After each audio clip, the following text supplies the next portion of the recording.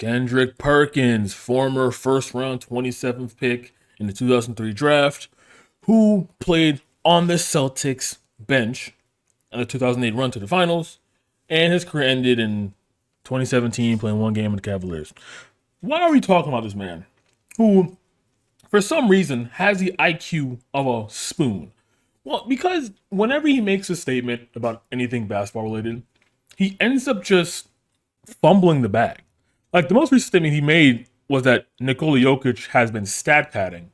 But I mean, issue with that is he compared it to Russell Westbrook's stat padding. But if you look at Russell Westbrook's efficiency, overall team record, it's not even close. And on top of that, Jokic isn't going out of his way to yell at his teammates to get a rebound, which, again, to me, the Russell Westbrook MVP with the triple-double was impressive. So I'm not going to, knock on that. He did deserve an MVP for at least one of those seasons. But they're not getting out the fifth, sixth seed. They didn't make it out the first round when he was by himself leading the team. Russell Westbrook is probably better off as a second, third option. Now he's probably better off like sixth man, probably like role player now because he can't score, but he still can drive for some efficiency, whatever. My point is this, right? Not the same. And Kendrick Perkins' point is just so ridiculous. This point where he's saying that Dirk, Nash, and Jokic are only getting MVPs because they're white Europeans. Don't get me wrong, are white people worthy of being villainized? Hey, that's all you can make a decision you want. But my thing is, you can't say that with like all great players like this and then say they're not worth the MVPs. I'm gonna get this exact quote right here. And also, he said that Kyrie Luka duo would make it to the finals, but Dallas gave up so much defense and depth to get Kyrie in the first place and draft picks, and now they're 1-4 now with the duo in Dallas. So let's just say, whenever he makes a pick, run in the opposite direction, okay? So we have here, what do these guys have in common? Perkins asks. I'll let it sit there and marinate. You think about it. When it comes down to moving the goalposts for certain individuals to win it, again, is it Uchiwali or is it one mic? What song are we actually going to dance to right now? Why is this subject being brought up? I mean, here's the video. It's 4 minutes long. I'm going to watch the whole thing, but let's see what he says here. Oh, brother. Now that we done got the JV conversations out the way, let's get to the varsity conversation. First of all, to Jokic, a hit dog will holler, okay? And to JJ Redick, if we're going to slap box, at least allow me to be on TV to throw my jabs and throw my uppercuts back at you as well. So when it comes down to stat padding all across the league, JJ of all people should know that this goes on in the locker room. That's why we see certain things, why guys don't shoot half-court shots at the end of quarters and at the end of halves, because... Now, the crazy thing is, this has come off the tail end of there being no reports in the locker room or even the player staff, like there's for Trae Young, saying that Nikola Jokic yelling at his teammates. Nikola Jokic is like, hey, don't shoot that shot. Hey, whenever I pass the ball, shoot this damn shot or I'm going to punch you in the forehead, None of that. They were just coming off celebrating that Nikola Jokic is like one of the 6 players to have 100 triple-doubles like ever, which is phenomenal. And Nikola Jokic is averaging triple-double on the season. And the Nuggets are still number 1 in the West, if I remember correctly. Now, don't get me wrong, the Warriors are creeping up ever so slowly, like the 4th seed right now. But those are things to remember when he's doing on this rant, by the way. Remember that. Remember all this information. Because this is coming from the man who, on the 2008 roster that went to win the finals, he averaged 8.5 points in 29.6 minutes. They don't want to mess up their three-point percentage, right? I was in with the Celtics. I'm the second all-time leader for his field goal percentage in Celtic history. I'm so glad you brought this up. Okay, so we're going back to the points, right? So we're looking at his Celtics roster, 2010 to 2003. First season, he played 10 games. 10 games, 3.5 minutes a game, 2.2 points a game, 53% field goal percentage. What? You're celebrating that. Okay, I get it, you're a rookie, but 10 games. You played 10 games. Second season, 60 games. Oh, 9 minutes a game, 2.5 points a game, 47%.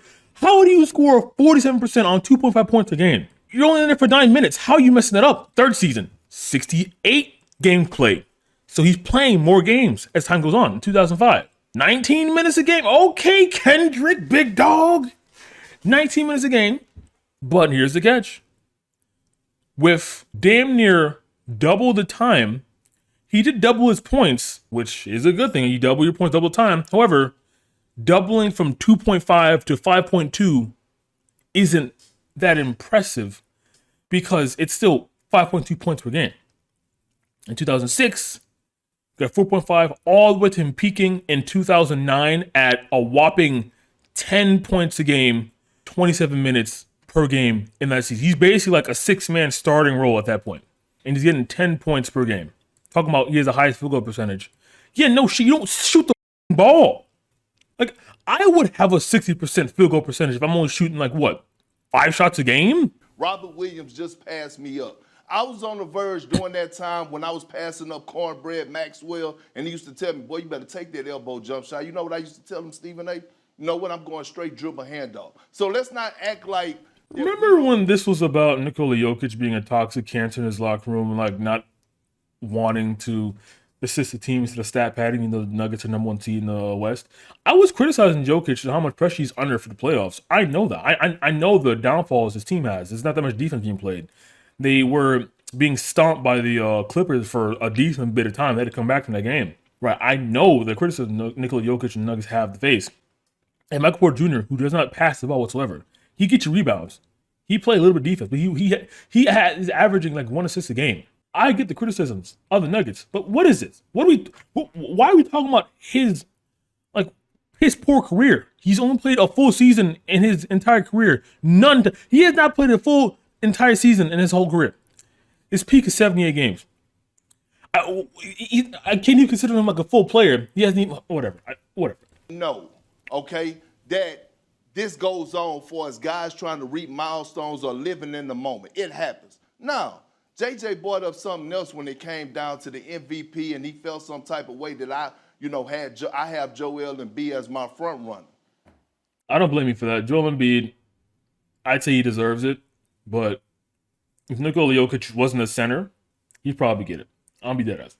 So I didn't know if I wanted to wait to bring this conversation on No Mercy, or was it appropriate for First Take? And damn it, I'm here, so it's appropriate for First Take. So let me get us in outside of our comfort zone a little bit when we talk about the MVP conversation. Is it Uchiwali or is it One Mike? That's what Jay-Z said. I just want to know, what song are we dancing to?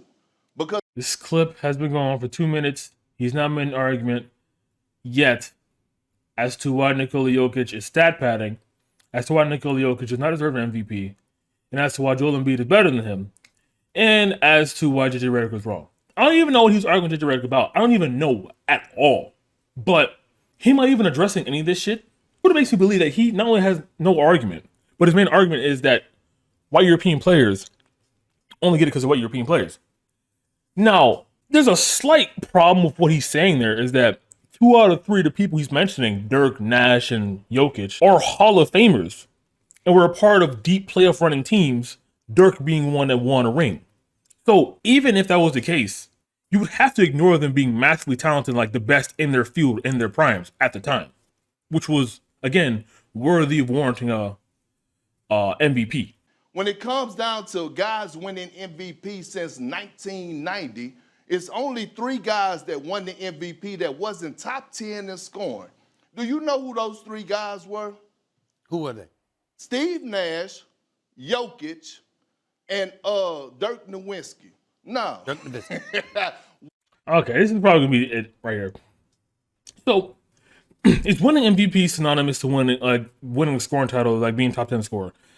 Sometimes yes, mostly yes. Like you mentioned, I said before, because you're probably the number 1 scoring option on your team, and you're also carrying your team to whatever seed you're in. 1, 2, 3, 7, 9, 10. James Harden, Rockets, obviously you get the MVP. Giannis Antetokounmpo, obvious MVP. Steph Curry, obvious MVP. Kevin Durant, when he got his, obvious MVP, right? Like you said, top 10 scorer, right? You look at Steve Nash, right? So Steve Nash, I read this article that came up actually. I'm done with this clip. Kendrick Perkins is like a IQ dampening feel. Like I feel like I'm getting dumber listening to this man speak. In this article, they're talking about like the Steve Nash versus Miami Heat Shaq MVP race. And I think at this point, Shaq won MVP beforehand already, so that might be voter fatigue playing a hand in that. It could be racism, maybe, but like at this point, I think we're wowed at like Steve Nash doing a double average of assists, which hasn't been happening that often since John Stockton and other, relatively high assist players. And the Phoenix Suns were just flashy and dazzling. And Steve Nash, for Christ's sake, right? We got Shaq, who's been here, done that, kind of like over and with. Now, is it controversial at the time? Absolutely controversial at the time because, O'Neal was just like, I would argue, probably the better player at the time, even coming off his prime a little bit, since Steve Nash wasn't the most scoring option. So I get that minor controversy there, right? I still think he was in the conversation of having MVP. I feel like the problem with this conversation is that, like, if Steve Nash wasn't even in the topic or conversation of having MVP at all, and he won it, then it'd be like, oh shit, probably don't give him the MVP because, he wasn't even like worth of talking about it. But him having a team that he had a major part in get 60 plus wins, just like Shaq did, is massive enough to even get them like number 2 category at the time. Now I do want to find a deeper dive into that shit. It's definitely interesting for me because I want to do more about that. But yeah, overall, long story short, tangent aside, Kendrick Perkins, who again, during the peak of his career in 2009, averaged 10 points, 7.6 rebounds, 1 assist, a third of a steal, 1.7 block, which is pretty good for block wise, on 27 minutes a game, and the year after the finals, game-winning series with the Celtics. Long story short, I feel like his time on the court gave him CTE, which I don't know how it did, but it somehow must have.